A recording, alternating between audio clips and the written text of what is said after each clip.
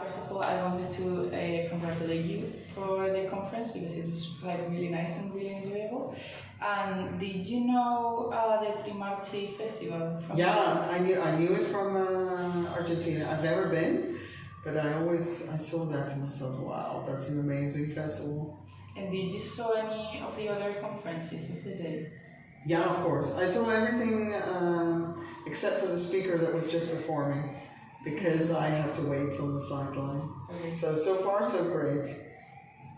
And I think a lot of the public left the theater with one question, and I think I speak in the name of all when I say, what was the Greek track that you hadn't repeated for a moment? Oh, yeah, it's called, in Greek it's called to alma, and it's like the statue, and I'm not going to sing it now. We have it was no. But it's about it's a love story. I mean, it's about a man that falls in love with this woman. No, I'm not gonna. And it ended. That's okay. it. Did it end happily or not? No. I mean, you don't. It's like a Greek tragedy. Oh, sure. And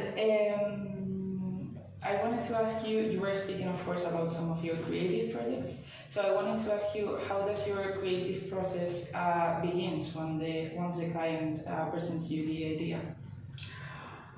Yeah, most of the time it starts with a strategy, like understanding where it's going, defining the strategy, and then we start doing research and sketching, and we sketch a lot. And even though the question is, say, X, we need to try out A, B, C, D, F, G, and X to really see if that's the answer. Because you can say a lot of things, but if you don't see it, you don't know it. If you want it, like, oh, I imagine I want this. But once you see it, you know what you're actually looking for. So we try a lot of things out. Okay. And also one of the distinctive features of the studio is, of course, the use of motions. Yeah. As you show on the editions of the demo festival. And I wanted to ask, why? What possibilities do you see in motion? Yeah, for me, motion. It really defines a character of something that is like the way you move, and of course, like the way you sound is really is part of your personality. I think how you can say nothing, and how you move already says a lot about who you are and.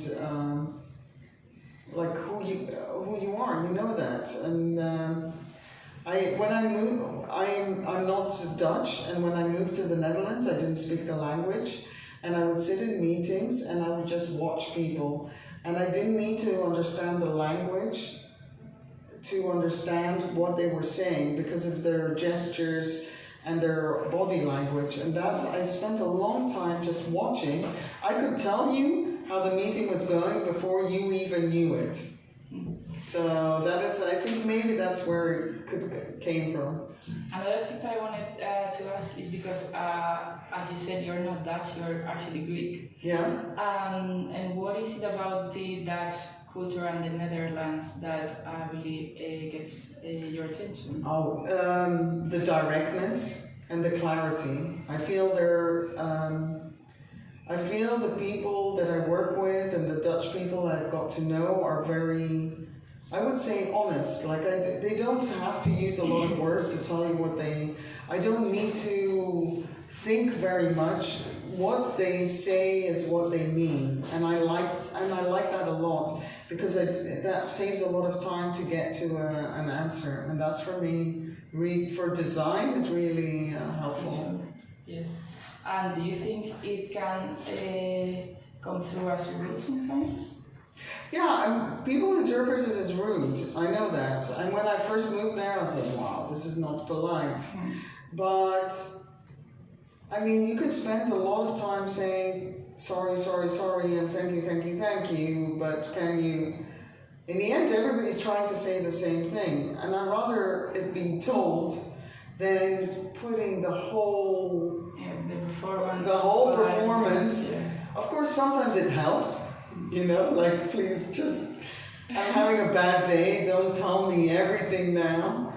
But I know it's sometimes people say it's rude, but I think after living there for a while, then you understand it and can appreciate it. And I don't think it's meant to be rude. Okay. And you have mentioned in several interviews that you are a collector of books. Yes. Some may say that you even order them in alphabetical order. Yeah, sometimes. I tried it. It's a bad idea. But did you succeed? Yeah, I did it, but then you buy more books and then it's like, and then you don't have space. It's just like, nothing works. So now it's wherever I find a hole, I put the book in. And hope to remember it's there. That's a nice story. Yeah. I wanted to know how does this hobby relate to your work in design? Yeah, a lot of people say, it's a book is something very static and motion is always moving. But in fact, through a book, I think this is like the core of movement. It's all about telling a story. It's not like, I know it's an object, but the book itself is about movement and telling the stories, and motion is about telling a story. So for me, even though they're physically very different, they connect in many ways. Okay. And for Studio Dumbar, teamwork is fundamental, as you mentioned many times. So what would you say that are the keys to a good, dynamic between the teammates? Yeah, I think it's trust and respect. Like you need to respect each other. If you don't respect the work each other does, then there's not a good balance. And then you have to trust each other that you will do what you say you do or you want to do. And I think that is really the core, and I think that's why we work well together. It takes us a long time to find the right person to join the team, because we're looking for we work long hours together, and you need to, and it's also, we have a lot of fun together and work together. So that's really getting to know each other and understanding that. And do you think it might be needed even some sort of admiration to a certain extent? Admiration for each other? Yeah, of course. Everybody, and that's part of respect, that everybody likes each other's work, and that's why you want to exchange and work together. I mean, the team I work with is 1 million times better than I am. And what would you say within that matter that are right now your creative preferences at the moment? Creative references? I would say I like music and sound. For me, that is something I'm learning. I can't say, I grew up with a different background. Like if I see my colleagues at work and they've listened to techno for like 300 years, I seriously grew up with Greek traditional music. There's a long time for me to catch up. So. And the values, the core values of Studio Dumbar are pure, simple, and powerful. How do you apply purity within the creative process? Yeah, purity is really going into the core of the question, really going to the essence. And simplicity is really finding the answer to that. And simplicity doesn't mean it has to be basic or like very easy, or like I talk about less is more, like one dot on the page. Simplicity is really just finding the right answer for the question. And then when the two come together, then we think, okay, then you can get a very powerful result. Yeah, specifically talking about that, I recall that you once said that one thing with simplicity is to not confuse it with minimalism. Yeah. It doesn't mean to end up with a single dot on the page. Simplicity is about focus. So I would want to know, do you think minimalism is detrimental to the creative process? No, I think that is, it is one answer to a question. but I don't think it's the answer for every question. Which also leads to the recently debate that has been going into the design world about branding, which is this brand strategy that consists of seeking the neutrality of the brand in order to attract the attention of many instead of... Yeah. No. I understand. I mean, it's for some brands that's necessary, for others not. How we like to approach it is really you give the answer that fits the brand and not our style that fits that brand. Mm-hmm. And if that's the way to go about it, then I'm open to it. I am not there to say this is the way. I don't believe in these rules like this is the way it should be done. This is how we do it. You want to do it differently. It's okay for me. If it fits, if it's the right answer, you know, and you're happy, the client is happy. Yeah. Who am I to say that this is right or wrong? And why do you think it's been like such a heated debate within the industry? Yeah, because people like to, they take opinions and sides. Of course we can debate, but I don't want to do it. I don't want to come up with statements for other people's design. For me, I respect the designers that I work with and other designers. And for me to make a statement that somebody else's work is good or not good or the right answer or not, I think that's not the way to go about it. I think we need to support the design community and help each other and try to make these public talks I have opinions, of course, but I'm not going to, everybody has an opinion. I like green, I don't like green, I like red or whatever. But that's for myself. I'm not going to make that public. In Spain, we actually have this saying that is, opinions are like bats, everybody has one. Say that again? Really, it's for real. Say that again, sorry I didn't.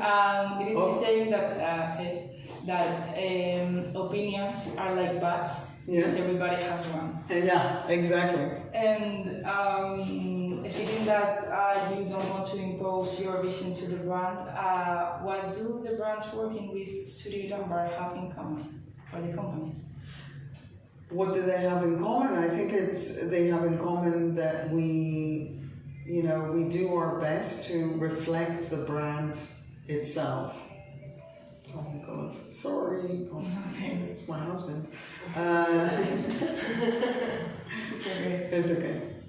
And in your opinion, what distinguishes Dumbar Studio Works from any other? That's a hard. I don't know. I don't know. Like to say from another. When you're in your own studio. Yeah, I don't know. If I was in another studio, I would also love it. But I can't say that I don't want to say we enjoy the work we do, and I'm sure other studios love the work they do, and we approach it our way, and other people approach it another way. Yeah. And in the end, I believe that design has a part of sociology, in the sense that it reflects the taste and the desires that people have. Yeah. And how have you perceived this change along your career? Like, have you perceived a big change within the industry with the artificial intelligence and all these quick changes? Yeah, I mean, I've worked quite a bit, and you see like trends and changes. Technology affects the way we work. I mean, when I started studying, we received the first Mac. So from there, I saw like internet and email and social platforms, and from that AI. It always changes. The essence, the love for design stays, but you need, the way of working and the way we deal with people, that changes, and you need to adapt to that. What was the biggest change? I think,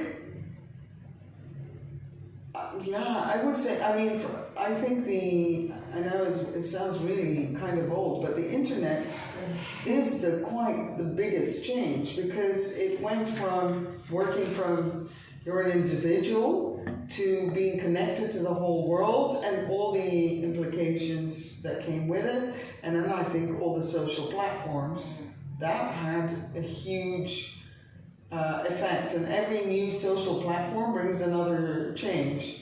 Like Instagram maybe was one way, and TikTok has another thing, and another, and now AI is not a social platform, but it is another way of looking and interconnecting all of us.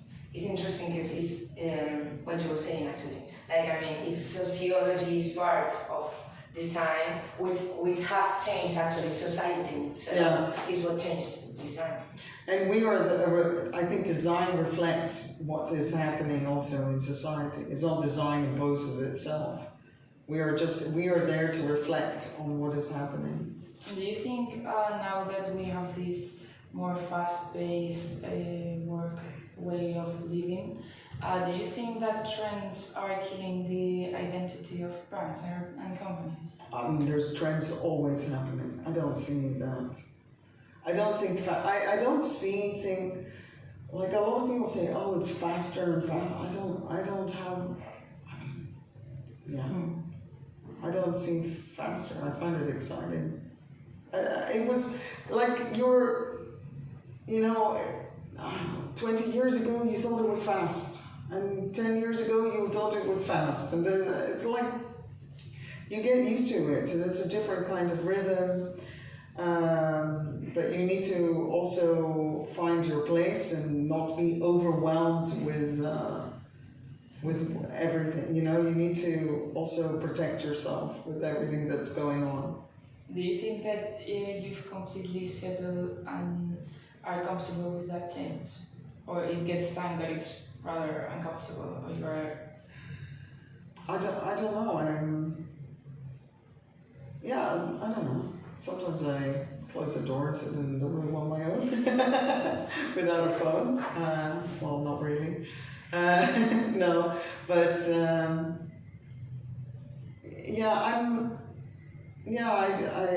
I take it as it is, and I try to take it, like how I can cope with it. But I think that goes for everyone. I think you need to see what your limit is, how much you want to be involved, and not to get too carried away. And also, as the final question, what do you think the future holds for the industry? Yeah. Oh my God. Yeah. Do you think I can answer this? If I would answer the future, all I know is tomorrow in Australia. Call up somebody in Australia and they could tell me. Okay. Thank you for your time. Thank you.